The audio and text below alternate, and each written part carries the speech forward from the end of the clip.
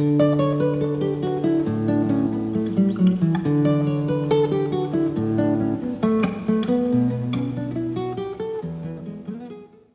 what's shaking? Tim Warner here. Let's talk about brain dumps. It's a controversial subject in the information technology field for good reason. To set the stage, many years ago when I worked at Pearson in their IT certification division, I hosted a public webcast featuring some folks from CompTIA. CompTIA is a vendor-neutral consortium that publishes some very popular vendor-neutral IT certifications, particularly for beginners. The A+ for computer hardware and software support, Network Plus for networking, and so on. Well, in this event, we were doing some Q&A, and I'll never forget this. A community college professor came on the line and in all innocence asked the CompTIA people, "Hey, CompTIA people, my students are looking for some good brain dumps. What do you recommend?" And I thought to myself, oh my word. I thought, we didn't push it or press it, but I thought, does this person think that brain dump means a legitimate practice exam? Or are they literally talking about brain dump in the true sense of the word, which is a stolen IT certification exam that we're absolutely not allowed to use? Yeah, it was kind of awkward. But it was powerful because it underscored the normalization of brain dumps. Okay, I'm getting a little bit ahead of myself here, so let me tell the full story. A brain dump is stolen exam content. The IT certification exams are proprietary, and no matter whether you're certifying with Microsoft or Cisco or Apple or whomever, you're going to have to electronically sign a candidate agreement in which you agree not to disclose the contents of the exam to preserve exam security, preserve certification integrity. Makes sense, right? Well, when I got into the industry in 1997 and started looking at my first certifications like the Microsoft Networking Essentials and the original MCSE and Windows NT, brain dumps existed back then.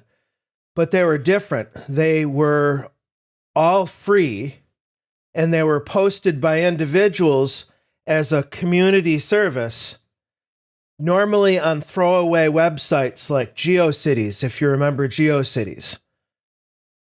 And they would just be a random on a static HTML page, a random unformatted ramble of the person's recollections of the exam.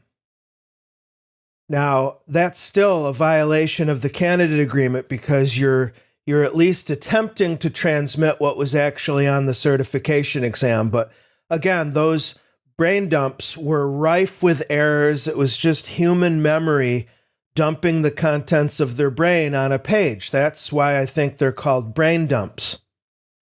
Well, the evolution of brain dumps over the subsequent 20-something years, or should we really call it a devolution, is that a market has come up with these brain dumps to the point where unless you're using a good ad blocking or filtering software, you can run a Google search for a certification exam, and it's not surprising to see brain dump links showing up before the vendor's own page. That's kind of embarrassing, isn't it? Nowadays, the idea is in certain countries, certain cultures, there may be less respect for intellectual property.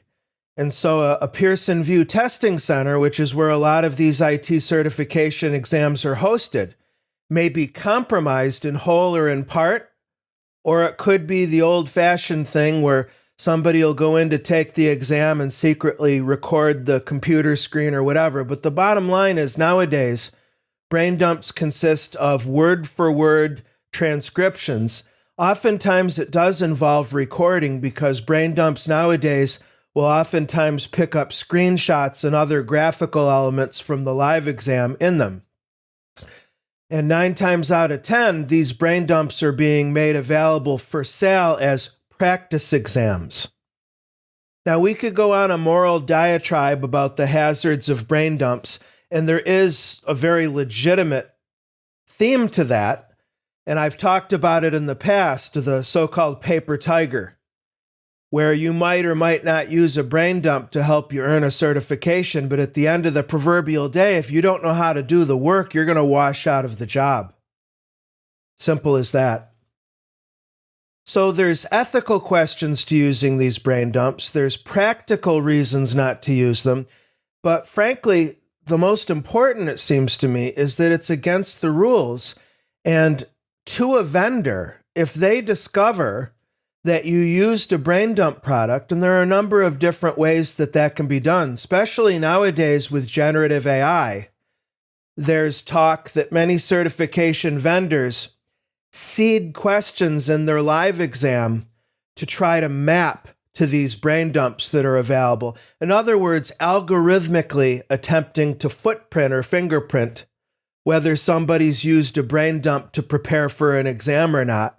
And I have seen people get permanently decertified. Now, that could be a career killer for you.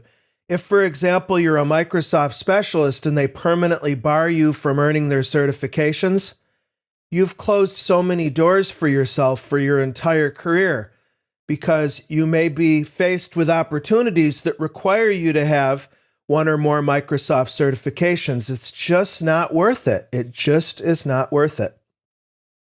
That said, the commoditization of these brain dumps, the fact that they're so prevalent, means that many people, even those in IT, erroneously assume that these brain dumps are legitimate practice exams and they use them in all innocence, when really they're risking their entire careers by doing so.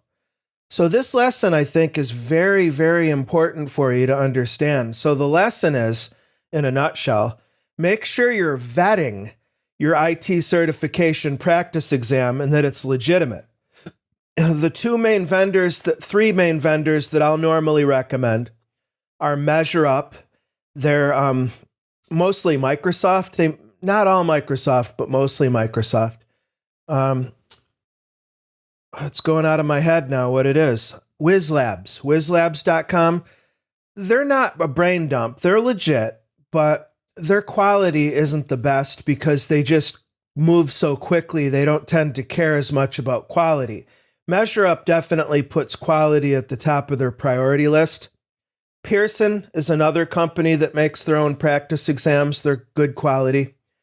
There used to be a company called CertGuard, CertGuard.com, and I noticed the website's offline now. I checked it before I started recording. They had where you could put in a domain of where you wanted to get a practice exam, and it would tell you whether it was a brain dump. I don't know what happened to the CertGuard. I wish that they were still around. You want to be careful with market sites like Udemy.com because they have a bad track record of not vetting the products that are uploaded, and brain dumps show up there pretty regularly. So I would suggest, if you're looking at Udemy, get a recommendation that a practice exam is legit before you buy one. And when you see most of the junk in the search engines, you can tell if they're talking about real exam questions. Sometimes they'll actually use the word dump in their name. You want to steer very far and clear of those for all of the reasons that I've talked about in the last 8 minutes or so. You're looking for a legitimate practice exam, and ideally the best certification practice exams are ones that not only mimic the live exam, but also teach you something in addition. For example, MeasureUp is nice because they give you the items the way that they'll appear on the live exam, multiple choice, interactive, case study. But they'll also not only explain why the correct answer is correct, they'll explain why the incorrect choices are incorrect, and they'll give you documentation links to where you can go off to the vendor's docs and learn more. See, I worked for Transcender back in the very early 2000s during their glory days. So I have some good experience with practice exam development, and Transcender was really the best in the world at that time. And we always strove, whatever the correct word is there, to teach the learner in addition to getting them prepared to pass the certification exam. And I think we did a good job too. All right. Well, that's it for today. I hope you found this lesson enlightening and useful as always. Had this idea this morning when my alarm went off. Just the idea popped into my head. I thought, okay, it's a controversial subject, brain dumps, but let's do it because it's a valuable thing for everybody in IT to know about. All right. Thanks a lot. See you again.